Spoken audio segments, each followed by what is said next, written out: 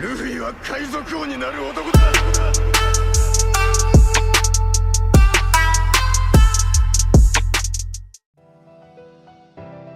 E a primeira pergunta é do Diogo Leão. Ele falou o seguinte: depois de ver o despertar do Luffy, será que isso terá relação com o crânio de Onigashima se movendo da nova abertura? Talvez Luffy seja capaz de animar o crânio temporariamente, ou que acham que poderia dar vida àquilo.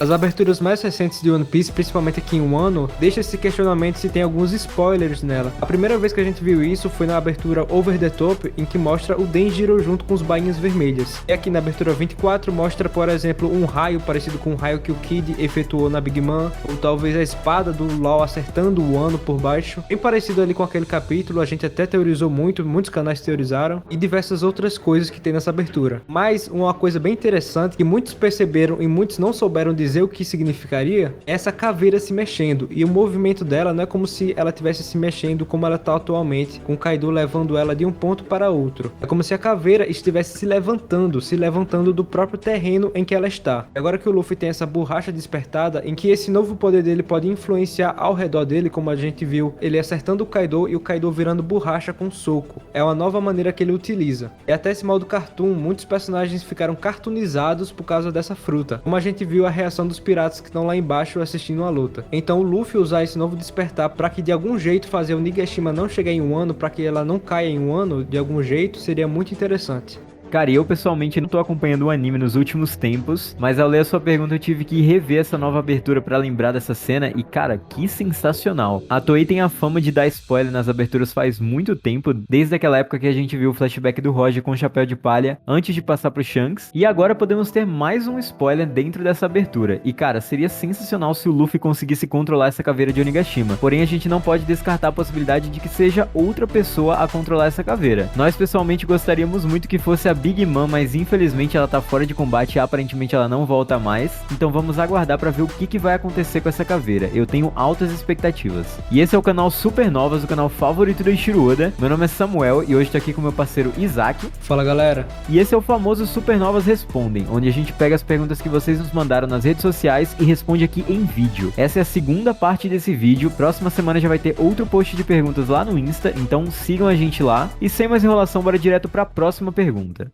Já que a gente começou o vídeo falando sobre o Onigashima, o JLCDS falou o seguinte: eu acho que a Robin devia ser muito mais forte, ter hack do armamento ou outro tipo de hack, porque ela tem muito conhecimento e desde pequena é caçada e deveria saber sobre o uso dos hacks. Cada personagem aqui em One Piece tem sua característica, principalmente dentro do bando do Chapéu de Palha. A gente viu um pouco do treinamento de cada um. A Robin, inclusive, mais recentemente, em que nos foi revelado essa forma demoníaca dela, em que Sabo e Koala se oferecem a ensinar técnicas para ela. A Koala fala sobre a técnica dos tritões e foi aí que a Robin foi. Então foi uma escolha dela. Ela poderia muito bem ir pro lado do hack, que nem o do Sabo, mas ela escolheu por ela ir para esse ponto dos tritões. E isso é uma coisa que o Oda trabalha muito bem na obra, porque cada personagem tem seu jeito. O Sanji luta só com as pernas, o Zoro luta com as espadas. Ambos usam o hack, mas de maneiras muito diferentes. O Oda faz questão de mostrar isso em SBS, mostrando, por exemplo, que o Sanji tem mais facilidade de lidar com o hack da observação, Zoro com o do armamento e o Luffy com o do rei. Então a Robin com certeza sabe o que é o hack do armamento, mas ela escolheu ir por outro caminho. E o Oda, por sua vez, escolheu ir por esse caminho justamente para a obra ter mais ideias criativas, para ele ter mais criatividade na hora de fazer, e não só a Robin usando o hack porque é o necessário. É isso aí, cara, e ainda falando sobre o Wano, o Ronius falou o seguinte: não é nenhuma pergunta, é um desejo de cena. Queria que depois da confusão toda em Wano, o Barba Negra chegasse com Moria, e nessa situação calamitosa, com névoa pra tudo que é lado, e o desespero do Luffy já sem forças, chega uma sombra pequena fazendo barulho. Esse seria o navio dos Tontatas, todos iriam caçoar, e logo depois dele iria vir uma sombra gigante do navio de Hairudin, e depois ia surgir navio de tudo que é lado, sendo a exibição da grande frota dos Chapéus de Palha. Cara, só de imaginar essa cena eu já fico arrepiado, porém, seria mais legal ainda e teria mais impacto se essa cena acontecesse na guerra final de One Piece e não contra a Barba Negra. Por quê? Barba Negra ele não tem necessariamente uma grande frota, uma frota muito grande de navios. Ele chega a ter os 10 comandantes com seus navios, mas não é necessariamente uma grande frota. Eu acredito que o impacto da grande frota chegando na guerra final de One Piece para combater a marinha, que essa sim tem uma grande frota de navios e guerreiros, seria bem maior. Além do fato da luta do Barba Negra ser muito melhor se for for 1 contra 1 mesmo, porque todos os Mugiwaras vão ter seus oponentes diretos na tripulação de Barba Negra, e isso vai ser muito legal de se ver, mas não deixa de ser uma cena épica e eu quero muito que o Oda use isso em algum momento na obra.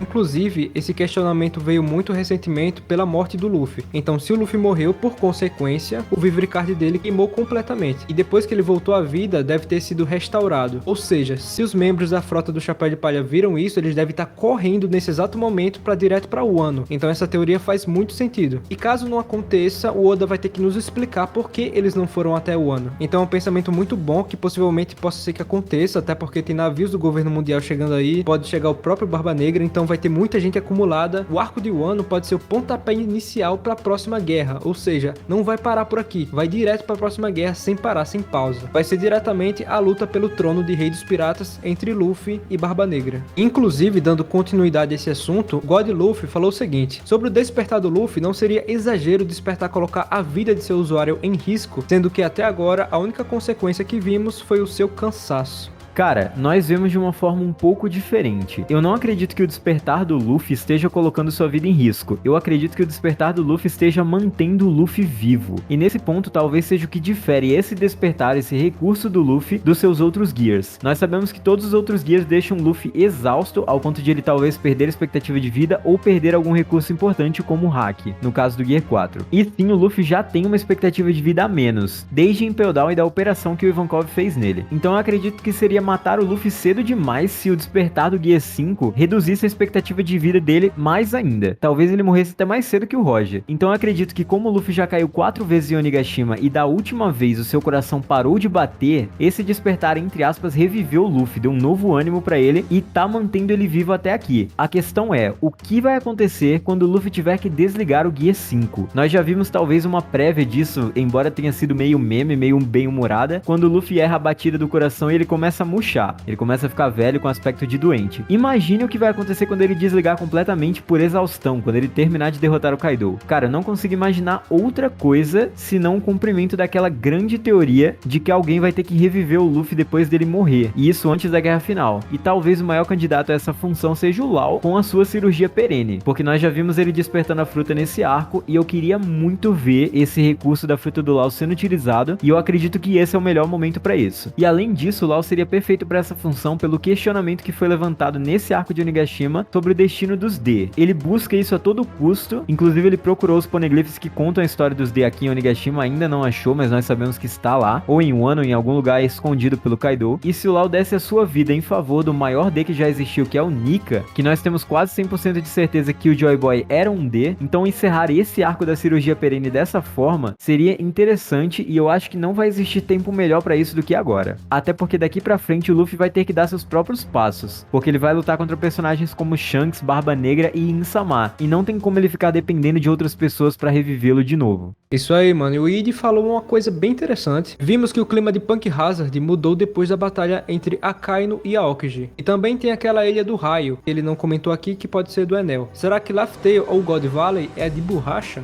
Outro tema também que começou a ser muito discutido, que é sobre os despertar e influenciar o terreno. Então, como a gente viu, a gente tem provas disso, que Aokiji e Akainu mudaram o clima de Punk Hazard, mudaram a estrutura, a geografia. Sobre essa ilha Raijin, que é a ilha que tem raios, que é a primeira ilha que o Orochi vê quando ele chega no Novo Mundo, cara, pode ser uma coisa muito mais geológica do que algo histórico. Pode ser uma coisa que é própria dessa ilha. Como a gente vê em One Piece, tem vários tipos de ilha. Ilha carnívora, ilha de raio. Então pode ser muito mais isso do que algo histórico. Mas pode sim ter influência, até porque o nome da ilha é Raijin, deus em que o Oda se inspirou para fazer o Enel. Então pode ter sim sentido. Sobre Laugh Tale ser de borracha, cara, eu gosto muito dessa teoria, até porque parece que Laugh Tale realmente era a ilha que o Nika morava. Então se essa ilha que o Nika morava, por ela ter se isolado, até pode ser o olho direito da caveira que muito se especula, pode muito bem ter a propriedade dele. Ele parece ser um cara que tem criatividade ao ponto de fazer algo desse tipo. Então Laugh Tale não ser uma ilha normal e ter propriedades de borracha, ser uma ilha feita de borracha, seria de uma criatividade enorme e a gente gostaria bastante.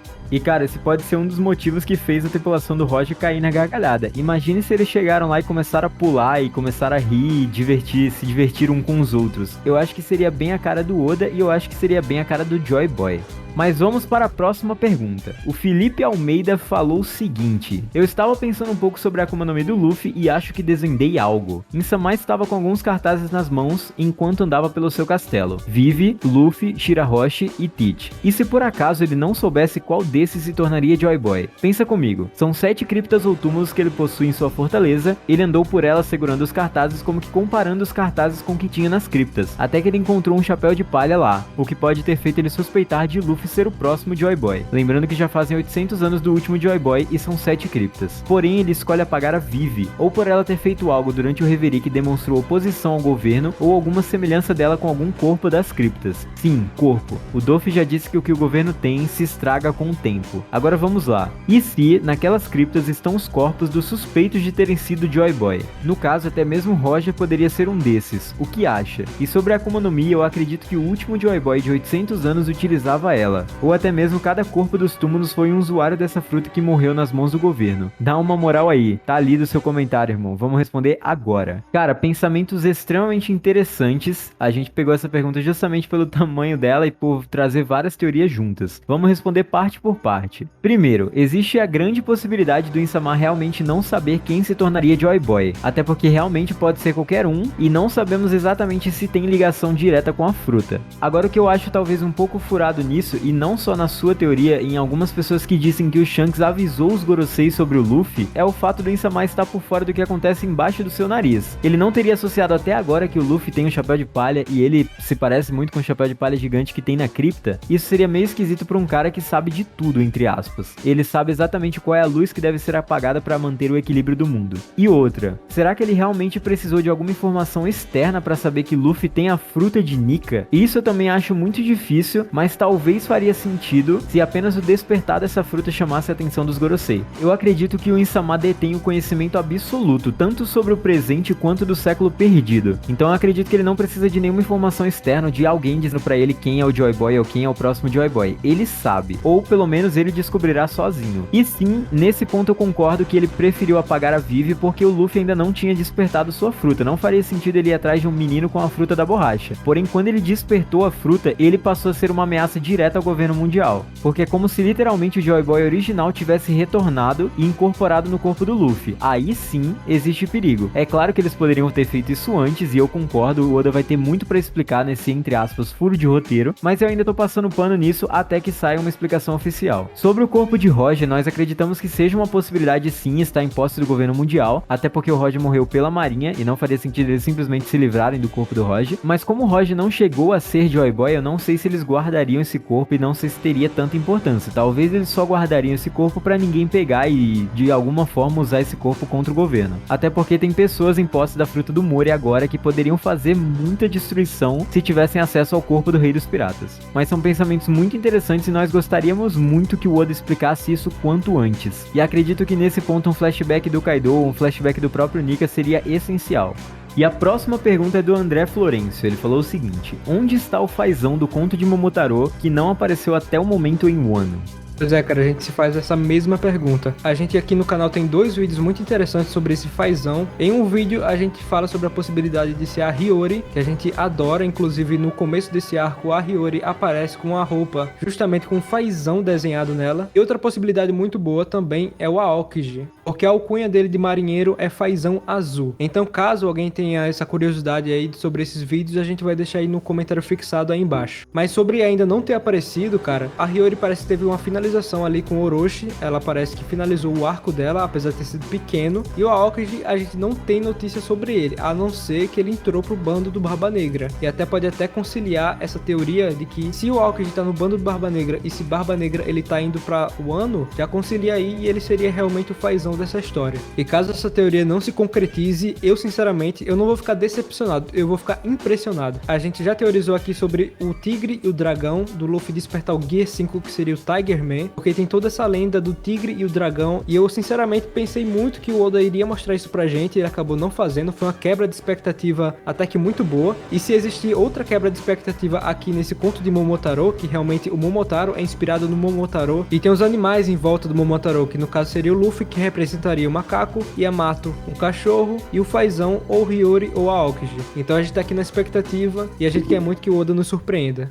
E a próxima pergunta é do Ovo Maravilha. Ele falou o seguinte: como acham que ficará o cartaz de procurado do Luffy no pós-Wano? Além do aumento da recompensa, acreditam que possa ter alguma mudança significativa como Only Dead, não ter uma foto ou não mostrar o rosto do Luffy ou sequer acabar sendo atualizado para abafar o impacto mundial? Cara, com certeza vai ter esse cartaz atualizado e com uma recompensa muito alta, até porque o governo vai caçar o Luffy com todos os seus recursos, e o cartaz de procurado é um dos seus maiores recursos, embora eu nunca tenha visto grandes piratas serem caçados por outros piratas em busca de suas recompensas. Ninguém foi atrás do Roger, por exemplo, para pegar a recompensa dele. Porém, isso é algo até que a gente já falou em live sobre o Only Dead do Luffy. O único que teve um cartaz entre aspas diferenciado foi o Sanji até agora, que foi Only Alive, e ver o Luffy com o Only Dead em seu cartaz seria maravilhoso, e seria condizente com o perigo que ele representa para o governo mundial. E em relação à recompensa do Luffy, nós acreditamos que vai ter um aumento significativo, e mais especificamente tem uma teoria que eu gosto muito, que é sobre a recompensa do Luffy passar a ser 2,9 bilhões. E por que isso? Se a gente pegar a palavra Nika, em japonês é pronunciado Niku, basicamente assim, desculpe a pronúncia se estiver errada, mas o Ni representa o número 2 na língua japonesa e o Ku ou Kyu representa 9. Então faria sentido que essa recompensa do Luffy fosse 2,9 bilhões, e eu acho até que seria condizente com os feitos dele em Onigashima. Não sei se passaria do Kaido, eu acho isso meio que exagerado, até porque o Kaido, em questão de feitos, em questão de força, ele continua sendo maior do que o Luffy, mas seria uma ótima recompensa e ainda faria sentido com a etimologia da palavra Nika. Mas comentem aí embaixo quanto vocês acham que o Luffy vai ter de recompensa no final de Wano, e mais importante, será que a recompensa de Chopper finalmente vai aumentar? E é com isso que nós finalizamos esse vídeo, galera. Espero que vocês tenham gostado das perguntas e das nossas respostas. Comentem aí embaixo qual foi a pergunta favorita de vocês e se vocês têm alguma teoria a acrescentar a essas nossas. Sigam a gente no Instagram, no Discord e na plataforma de lives do canal. Nós já conseguimos bater a meta suficiente para começar a fazer lives permanentemente por lá, e a galera já tá dizendo que é muito melhor por lá, sem querer farpar aí o YouTube, claro. E nós nos vemos no próximo vídeo, galera. É isso, valeu! Valeu, galera!